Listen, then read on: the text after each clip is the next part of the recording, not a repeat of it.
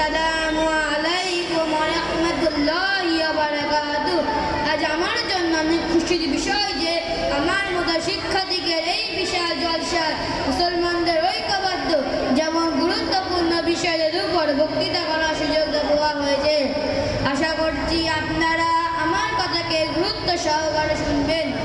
আমি এখন এই সূরা আল ইমরানের 102 নম্বর আয়াত তিলাওয়াত করেছি। তার অর্থ হলো আল্লাহর শিখে সকলে মিলে দৃঢ়তার সাথে ধরে রাখো, নিজেদের মধ্যে মতবিরোধ তৈরি করো না। অন্য জায়গায় সূরা আনফালের মধ্যে আল্লাহ তাআলা বলেন ওয়ালা তানাযাউ ফাতাফশালু ওয়া তাযহাবা রিহুকুম ওয়াসবিরু ইন্নাল্লাহা মা'আস সাবিরিন। অর্থাৎ নিজেদের মধ্যে ঝগড়া বিবাদ করো না, অন্যথা তোমরা দুর্বল হয়ে পড়বে ও তোমাদের অস্তিত্ব শেষ হয়ে যাবে। তোমরা ধৈর্যের সাথে কাজ করো, বিশ্বাস রাখো আল্লাহ তাআলা ধৈর্য ধারণকারীদের সাথে আছে। বুখারী শরীফ আছে একজন মুমিন অন্য মুমিনের জন্য এমন যেমন বিল্ডিং এর এক স্তম্ভ অন্য স্তম্ভকে মজবুত ক্ষমতাবান তৈরি করে। সম্মানীয় উপস্থিতি, ঐক্য হলো শক্তি আর ক্ষমতা, আর মতবিরোধ নৈরাজ্য হলো দুর্বলতা ও ক্ষমতা। ঐক্য সফলতা এবং কামিয়াবির সিঁড়ি, মতভেদ ব্যর্থতার সিঁড়ি। ঐক্যতার মধ্যে জীবনে সৌন্দর্য সফলতা আসে, আর মতভেদের মাধ্যমে জীবনে অশান্তি ও ব্যর্থতা আসে। এক সমাজে বসবাস করতে হলে প্রত্যেক ব্যক্তি এক অপরের প্রয়োজন হয়।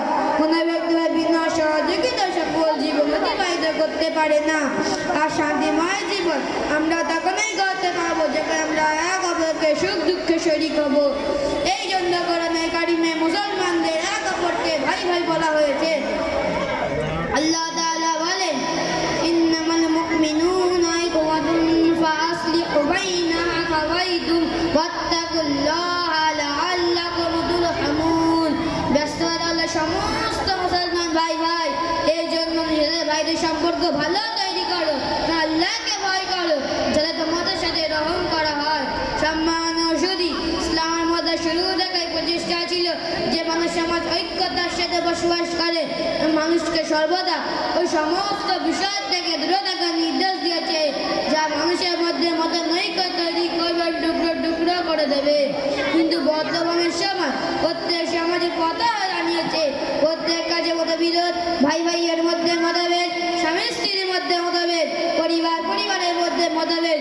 মোট কথা সমস্ত কাজে মতভেদ। এই হলো আমাদের আসল কাজ।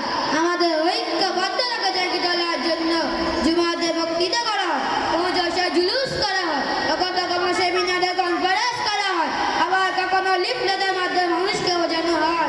কিন্তু প্রত্যেকের সফল কেননা মতভেদের আমাদের মধ্যে জন্ম নিয়েছে, অথচ শান্তি নিরাপদের সাথে জীবন যাপন করার জন্য একতা এবং ঐক্যবদ্ধতার অনেক বেশি গুরুত্ব রাখে। ইতিহাস সাক্ষী আছে জাতি নিরাপদ ঐক্যতার মধ্যে, জাতি ক্ষমতা বল ঐক্যতার মধ্যে, জাতি সফলতা বুনিয়াদ ঐক্যতার মধ্যে। তারপরে পুরো বিশ্বের সমস্ত মানুষের যোগ্যতা ক্ষমতা নিজেদের মধ্যে মতভেদে কাজে খরচ হচ্ছে। এই পরিপ্রেক্ষিতে আল্লামা ইকবাল রাহমাতুল্লাহি তাআলা বলে এটা ইসলাম এক, হতেও এক, সকল নবী এক, দিন এক, ঈমান এক, হারাম শরীফ এক, আল্লাহর এক, কুরআনের এক। কিছু বড় হতো যে মুসলমান হতো এক।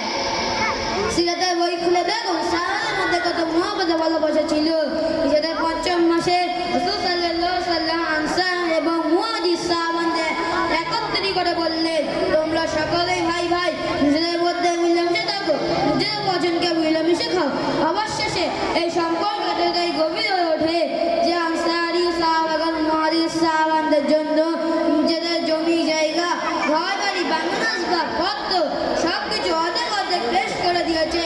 এমনকি নিজেদের যা কিছু ছিল তা সবাই তাদের জন্য উৎসর্গ করে দিয়েছে।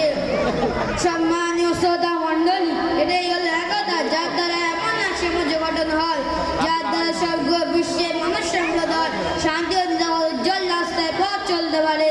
সর্বশেষে আপনাদের কাছে নিবেদন যে আপনারা প্রত্যেকেই আল্লাহর শিখে বন্ধুদের সাথে আঁকতে ধরি এবং আমরা ভাই ভাইয়ের রূপে আমরা জীবন যাপন করি। শেষে এই কবিতার দ্বারা আমার বক্তব্য ইতি করব। আল্লাহ তাআলা ততক্ষণ সেই জাতির অবস্থা পরিবর্তন করেন না যতক্ষণ সেই তার নিজের অবস্থা পরিবর্তন করতে চায় না। আখিরু দাওয়ানা আলহামদুলিল্লাহি রাব্বিল আলামিন। আসসালামু